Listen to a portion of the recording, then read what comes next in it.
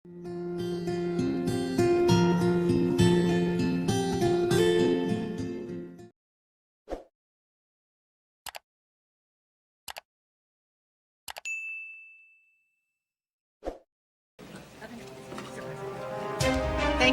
you, Mr. President. It's good to see you up there, Mr. President, far away from us, but I know your heart is here on the floor, especially when I deliver this speech.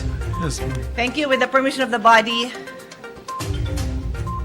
as my colleagues who have been with me in the 18th Congress already know, this matter is very close to my heart, and I hope in the opening of the 19th Congress it will also be close to your heart. Mr. President, I received news just a few hours ago that the vape bill has just passed into law. Today, the tobacco industry rejoices with the passage of this law. Naloko na naman nila ang taong bayang Pilipino. It is shocking, to say the least, how differently other countries deal with this. In the 18th Congress, we debated and we put on record that some countries have actually banned the use of e-cigarettes, heated tobacco products, and vapes. In the United States, where it is allowed, the US FDA had actually placed dual application for its electronic cigarettes under additional review. Pag-aaralan pa, bago man lang matikman ng mga kabataan nila. Aralin daw muna nilang sigurado. They did this in order to ensure that the e-cigarettes benefit public health. Hindi lang yung wag nakakasama, gusto nila may benepisyo. Eh tayo, anong ginawa natin? I'll get to that in a few minutes. In fact, in the US, 55,000 flavors were rejected by the US FDA kasi nga walang proven health benefit. And here we are in this country, we passed a bill that has just lapsed into law. That will not even, hindi man lang dadaan sa gate ng FDA, doon na lang daw sa DTI. Isipin nyo, mga kasama, ako may anak, 12 years old. Binilang ko. Pagdating niya ng last year ng senior high, he will be 18.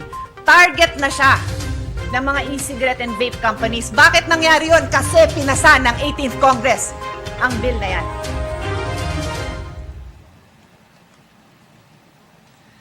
You know, dear colleagues, I felt a glimmer of hope during the SONA yesterday when the President repeatedly emphasized that science will be a cornerstone of his administration's programs sa agriculture, sa health, and education.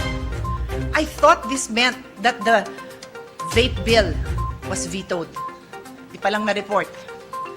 Because science clearly tells us how harmful these products are. Medical experts have repeatedly said that the vape bill is masquerading as a health measure. What it does is it deregulates. It does not regulate. It is harm introduction, not harm reduction. To say that I am disappointed in the 18th Congress that passed the bill and with the President for not vetoing it will not do justice to the millions of lives that will be put in harm's way because of the vape bill. I will divide the discussion into two parts, procedural and substantive. On the procedural issue, how did we get here? Listen carefully, dear colleagues, because this is very interesting, I promise you. The vape bill was passed by both houses after BICAM on January 26, 2022. For those who were running for re-election, tandaan nyo yan kasi a few days na lang, magbe-break na, mangangampanya na kayo. January 26. As the campaign went on, I was monitoring and wondering, kailan kaya yan matatransmit sa Malacanang? Dahil, hindi ko dinideny, panay ang padala ko ng prayers, spiritual prayers, and prayers to the President na i-veto niya yan. Tataka ko, March, wala pa. Sige lang, baka documentation, papers. April, wala pa rin. May, wala pa rin. Kalagitnaan ng June, wala pa rin. Hindi pa rin natatransmit sa Malacanang. Ano na nangyari? 5 months passed before that bill was transmitted to Malacanang. 5 months. By comparison, dear colleagues, yung ibang bill, Marawi Siege Victims Compensation Act was transmitted to the office in less than a month. Foundling Recognition and Protection Act, very close to the heart of my compañera over there, Senator Risa and Senator Grace. It was transmitted to the Office of the President in 2 months. And the Anti-Trafficking Act, again, a bill of our colleague Senator Risa, was transmitted in 3 months. Ito, 5 months. Bakit kaya itong bill na tenga ng ganon? Tina-follow up ko, nasa desk daw ng ating high officials of Congress. Ano kaya inantay nila? Is it because nabalitaan nila na balak i-veto ni Presidente? Is it because ang balita ay kinaladkad pa doon sa meeting kay Presidente ang mga high officials ng tobacco company para makiusap? Pero ang sagot ni Presidente, kinuwento niya ang kanyang personal health condition na galing daw sa tobacco. Clearly indicating na balak niyang i-veto. Di ko alam. Kwento-kwento lang naman. So eto tayo, 5 months, barely 3 days, just before the weekend na matatapos ang term ni President Duterte, saka pinadala.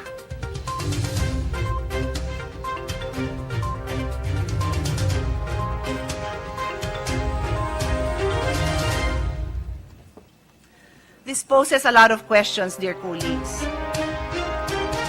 Tama ba yon that the members of the 18th Congress who passed the bill, natapos na yung term nila, natapos na rin yung term ng Presidente, na kung sino dapat magdesisyon, kung i-veto niya yon or ilalaps into law niya, o kung ano man ang balak niyang gawin, dinelay para makarating sa next President? That is a legal quandary, my dear colleagues. And for such an important issue, again, I wash my hands. I refuse to be part of this historical moment where nagawa ito ng 18th Congress.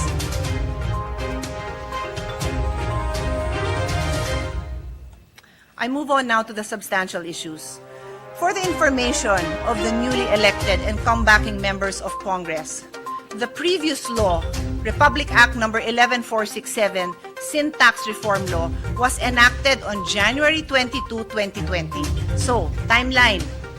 Nag-start ng 18th Congress July ng 2019. By December, napasa natin ang Syntax Law.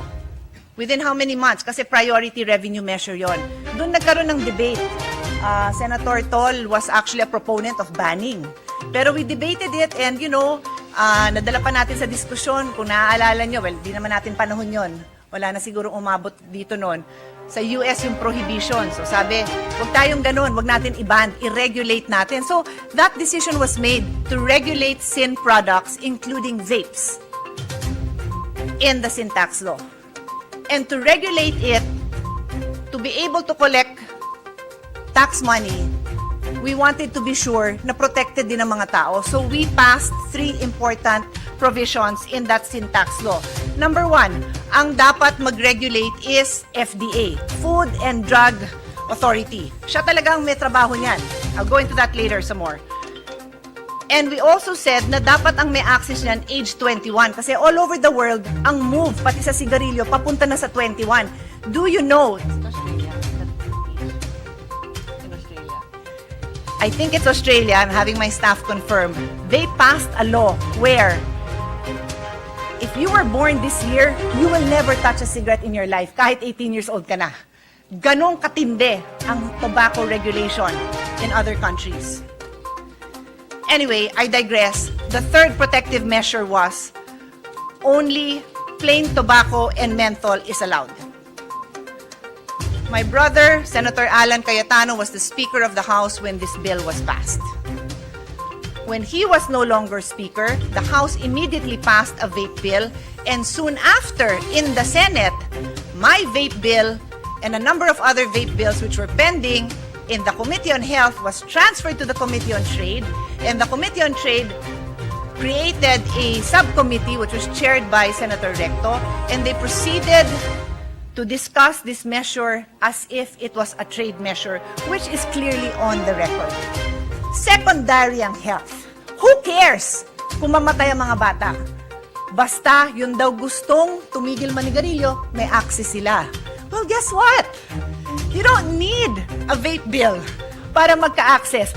open your phone, dun sa mga may GCash, yan ang unang-unang ad na magpa-pop up.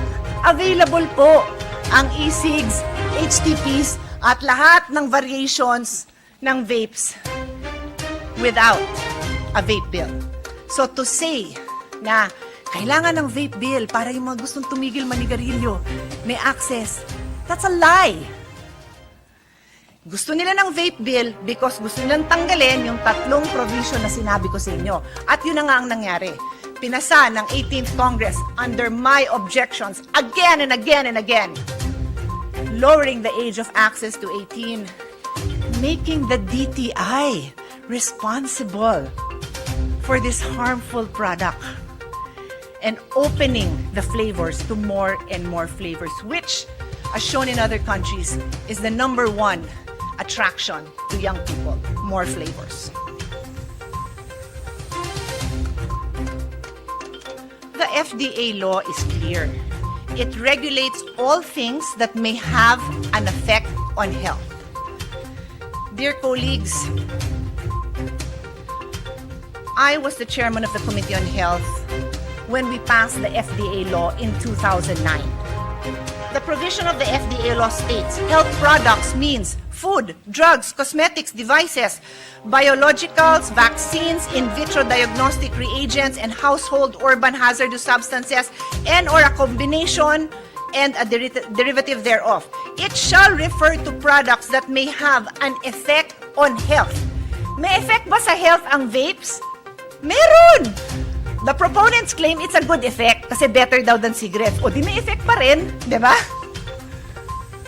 But this Congress, I hope not this 19th Congress, the 18th Congress decided hindi siya health product. Ilagay natin yan sa DTI. This industry, dear colleagues, is slimy. They have a track record of avoiding regulation.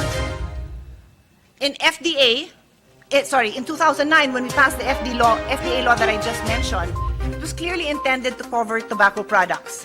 Sabi nga all products that have an effect on health. When the FDA issued regulations covering cigarette products, pina-TRO ng tobacco company yan. Yes, pinangungunahan niya ng Philippine Tobacco Institute. Members include Philip Morris Fortune Tobacco Corporation. Ilang taon yan sa korte kasi ayaw nila magpa-regulate. Excluded daw sila, special sila. Do not regulate tobacco in the Philippines para lahat ng mga Pilipino ma-addict sa sigarilyo at mamatay sa lung cancer. Yan ang posisyon ng tobacco industry, including the Philippine Tobacco Institute. But guess what? A few weeks later, 13 years after I passed that law, with a few of you here, of course, Lauren was here, a few others, my batchmate, Senator Lito, Senator Jinggoy, Senator Bong, among others. When we passed that law, it's been 13 years. Finally, the Supreme Court said, covered ang tobacco. Covered. It's a victory. Covered. Very clear. The Supreme Court said, tobacco products are undoubtedly health products within the definition under RA number 9711 or the Food and Drug Administration Act of 2009 due to their harmful effects on health. As to the health aspect, tobacco products fall under the regulatory authority of the Food and Drug Administration. Marami pa siyang sinabi. Shortcut, I won't belabor the point. Of course, the tobacco industry files a reconsideration. So pending pa rin yan. Tama ba yun? Tama ba yun? Let's decide, dear colleagues, because we can put an end to this now. Now, let me ask you, if we can allow a product that clearly has effects on health, whether harmful, not so harmful, very harmful, you decide, we're not the experts. What's next? Where will the next lobby come from, dear colleagues? As I continue my speech, I will put on my table, I'll put here on my podium things that are on my table and in my handbag. Yung alcohol na galing sa ating Senate Secretariat, salamat. Ang aking Nivea sunblock for my lips. Kasi as we age, we get sunspots, and I have a sunspot on my lip that hopefully is not harmful. It is just hopefully cosmetically unpleasant. Sunblock. Ang aking, ladies, new discovery, 24 hours stay on lipstick. Mints. Eyeshadow. And compact powder. Lahat to laman ng bag ko. What's next? Where will the next lobby come from? Sino dyan na ngayon magsasabi na huwag nyo kami i-regulate, DTI na lang. Kasi kahit ipahid mo yan sa mata mo, di bali nang mabulag ka. I am now passing around a basket of other similar products that I want you, dear colleagues, to take time to look at. Because this is what we are allowing to happen in our country. Pagbigyan nyo yung mga page na pinapakita nila sa inyo yan, okay? Because I want it to be visually in your head. This is what we are allowing to happen. Paano contact lenses? May show of hands, sinong naka-contact lens dito? Meron ba, dear colleagues? Ako dati, pero nagpa-laser ako. O, ayaw nyo umamin. Contact lens. Alam nyo na, uso yung colored contacts, di ba? O paano pag sinabing, wag na? Kasi yung arguments that I heard, mahirap kausap FDA. Wag na natin lagay sa FDA. Ganon? Hindi palitan nyo yung FDA head kung mahirap kausap. Huwag nyo ilipat sa DTI. That's not their job. Now I ask you, all of you have access to the internet on your cell phones, on your laptops, on your iPads, whatever. Check out the mandate of DTI. Saan dyan nakalagay na they are in charge of health? Now let me take you on a walk through memory lane. I was a new lawyer when I started my job in Castillo-Lamantan Pantaleon Law Offices. And one of our clients was Pepsi, and there was this 349 fiasco. If you remember, yung 349 for the young ones, for those watching, 349 was this promo na pag nakita mo sa Tansan, yung winning promo, you're gonna win something. And nagkamali kasi parang millions of people got a 349 Tansan, which entitled them to, I don't know, millions of pesos. So there was a case. And you go to DTI because DTI's mandate is to settle these cases. So I go to DTI to look at these claims because kliyente nga namin. But guess what? Meron din claims against soft drinks, you know, it doesn't matter what the brand is. May claims kasi daw pag inom nila ng straw or canned goods, may lumulutang, may ipis, may ano that happens. Okay, whatever the brand is. The DTI website says, go to FDA!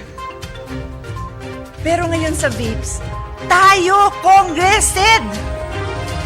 Kung nabahala, DTI, wala na kaming pakialam sa healthcare ng mga kabataan. Ay, nako. Buti na lang athlete ako kasi otherwise nag-hyperventilate na ako. You know what, dear colleagues? I look at my dear colleague here, Senator Coco. He has a baby. Paano kung ang next na targetin nila, baby wipes? Diaper rash cream. Paano?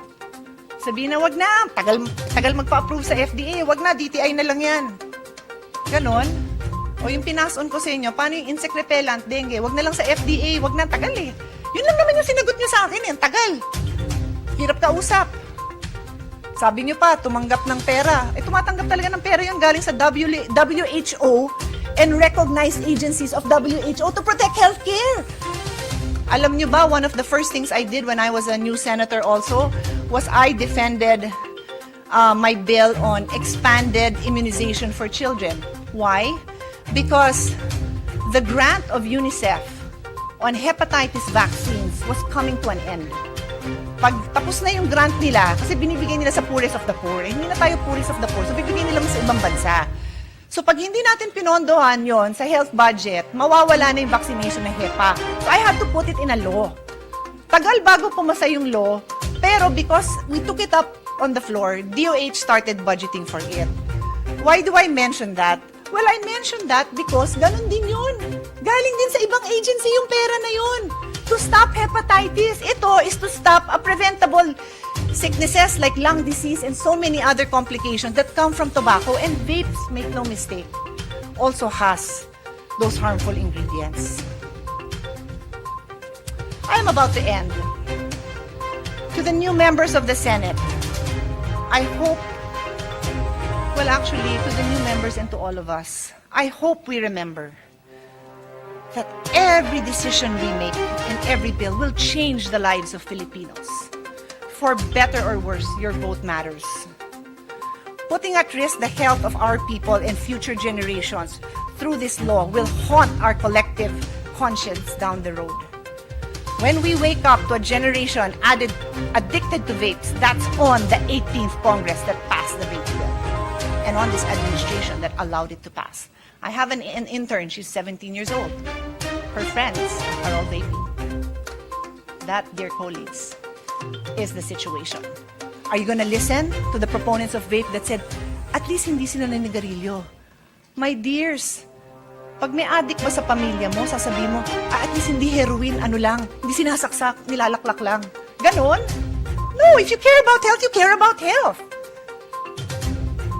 Cigarettes may be here, but the dangers imposed by vapes and e-cig is still here. It's not here.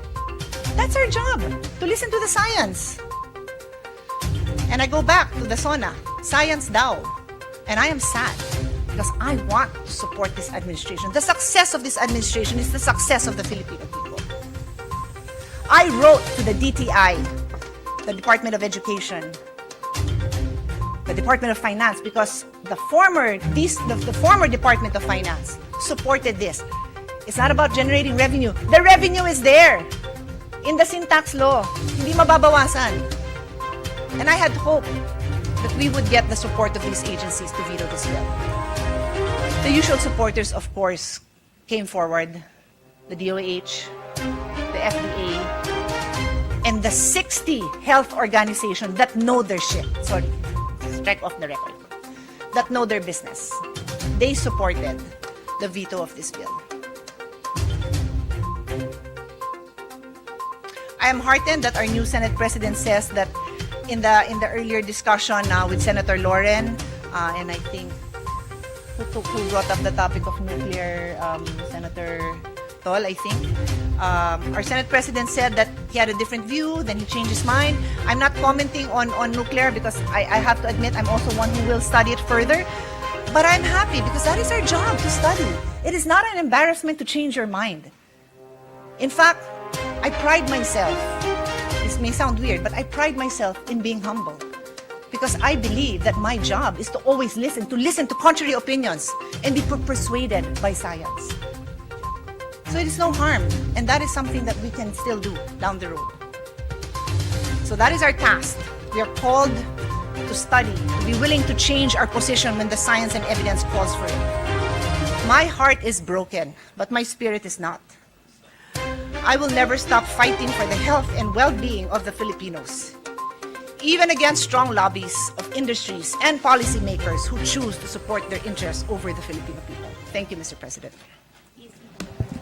Thank you very much to our distinguished colleague from... Sorry, Mr. President, can I just change? I mentioned Australia, that they have this new law which bans the selling of products when you... So even if you're born today, they count 18 years from now, you will not be allowed to purchase those products, even if you're an adult. That is New Zealand, just for the record. Thank you.